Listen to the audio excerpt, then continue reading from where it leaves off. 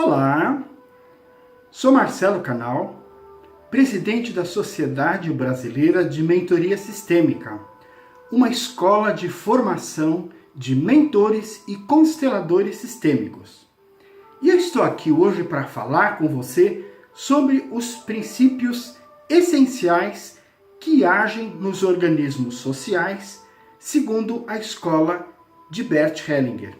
Bert Hellinger, o fundador da Escola de Constelação Sistêmica, trabalhou muitos anos como missionário em grupos e foi, aos poucos, descobrindo que todo organismo social, seja ele uma família, um grupo, uma escola, uma empresa, todas as organizações sociais vivem a partir de 3 princípios essenciais que regem todo o seu desenvolvimento. São eles o princípio de ordem, o princípio de pertencimento e o princípio de equilíbrio, que faz a compensação da busca do propósito dessas relações. O princípio de pertencimento é aquele que nos dá o poder de sermos quem nós somos. O princípio de ordem nos traz a força da nossa história, do nosso lugar e para onde nós vamos com o nosso propósito. O princípio de compensação, de equilíbrio, é que rege essas 2 qualidades da vida, a missão e o propósito. Eu vou lhes contar uma história que muito ilustra como funcionam esses 3 princípios. Trata-se da história de Aiás. Aiás, o peregrino que buscava a luz de dentro do seu coração. Onde estava Aiás, também estava Mahamud. Aiás era apenas o servo, Mahamud, o rei. A primeira vez que o rei Mahamud encontrou Aiás foi nas escadarias do palácio.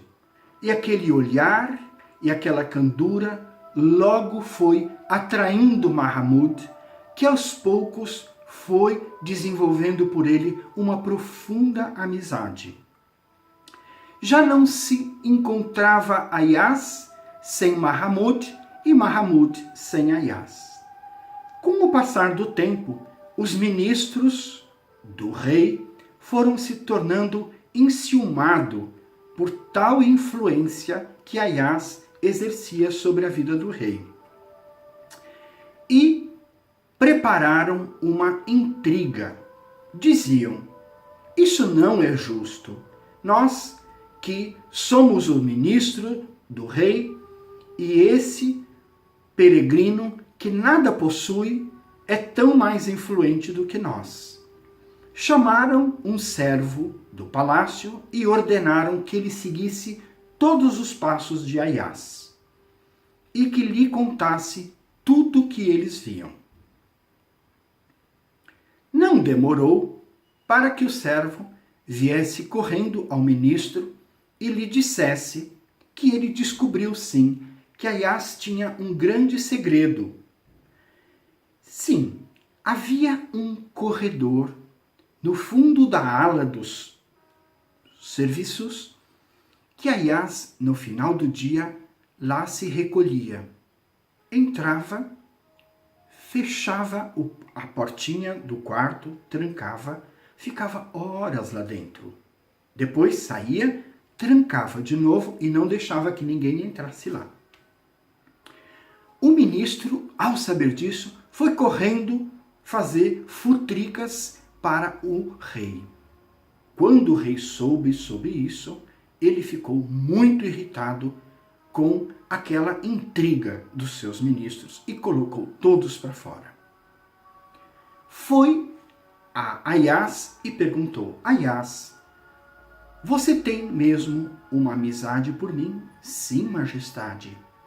Aiás, você tem algum segredo que você guarda que eu não possa saber? Não, Aiás, não, Mahamud, meu coração é aberto para ti. Então me conte, disse o rei. o que você faz naquele quartinho no fundo do corredor da ala dos empregados? Ah, disse Aias, isso é algo que eu não gostaria de conversar contigo, majestade. E o rei Mahamud se afastou. Naquela manhã, no final do dia, quando Aias, de costume, tinha se recolhido no quartinho, quando Aias abriu para sair, ele encontrou os séquitos do rei com Mahamud. E Mahamud perguntou: Aias, o que você faz aí dentro? Majestade, eu não gostaria de falar sobre isso. E deixou que a chave caísse. Imediatamente o ministro tomou a chave, abriu a porta e Mahamud entrou no quartinho. Quando Mahamud se deu conta que havia pendurado na parede uma cuia, um manto roto e um cajado. Sem entender, Mahamud perguntou: Aias, do que se trata isso? E Aias disse: Majestade, tu me cobres de dádivas e presentes, mas o que eu verdadeiramente possuo é esse manto roto, essa cuia e esse cajado.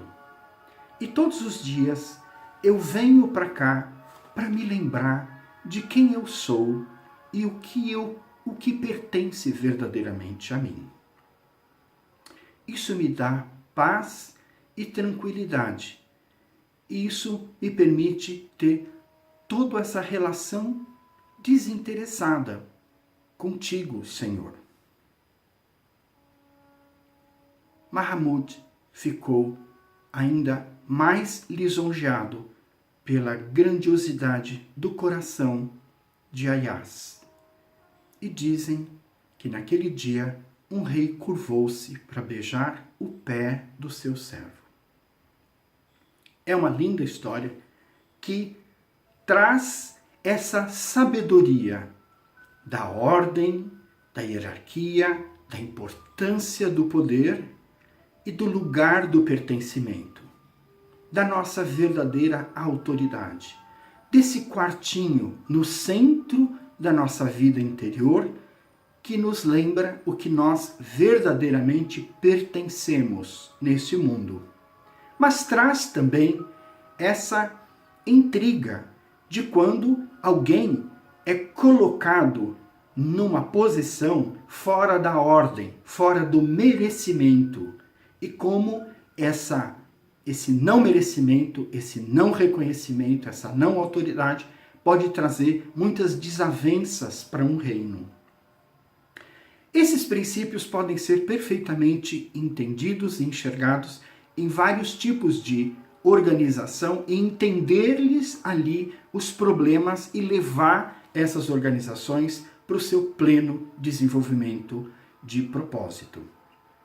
Sim, porque a maior abundância está naquilo que vive do nosso interior, que nós pertencemos como nossa autoridade do nosso lugar.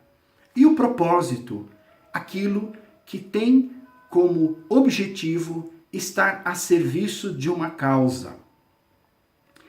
Vemos muitas vezes como essa desarmonia pode acontecer numa família, por causa da ordem de nascimento. Às vezes, um filho mais velho, um filho caçula, que nem sabe ao certo qual é o seu lugar, e cada um tem o seu exato lugar. Assim, nas empresas, assim na escola, o professor, a escola, o aluno. Assim na empresa, num hospital. Onde está o poder, a autoridade e a compensação? Para que vive um hospital? Para atender os pacientes. Onde está o poder? Na hierarquia, na gestão? Onde está a autoridade? Na mão do médico. O médico não precisa mais do que um bisturi, um receituário para prescrever a saúde e o desenvolvimento do seu paciente. Numa empresa, onde está o propósito? Onde está a autoridade? Onde está o produto? Onde está o cliente? Portanto, esses princípios podem ser perfeitamente reconhecidos em todos os organismos sociais. Nós estaremos logo mais promovendo esse módulo da formação dos consteladores empresariais, carreira e corporações. Aguardo você lá e nós vamos poder ilustrar essa e muitas outras histórias. marcelocanal.com.br, aguardo você. E se você gostou, faça um clique logo aqui embaixo no nosso sininho e siga o nosso canal. Um grande abraço e até logo mais.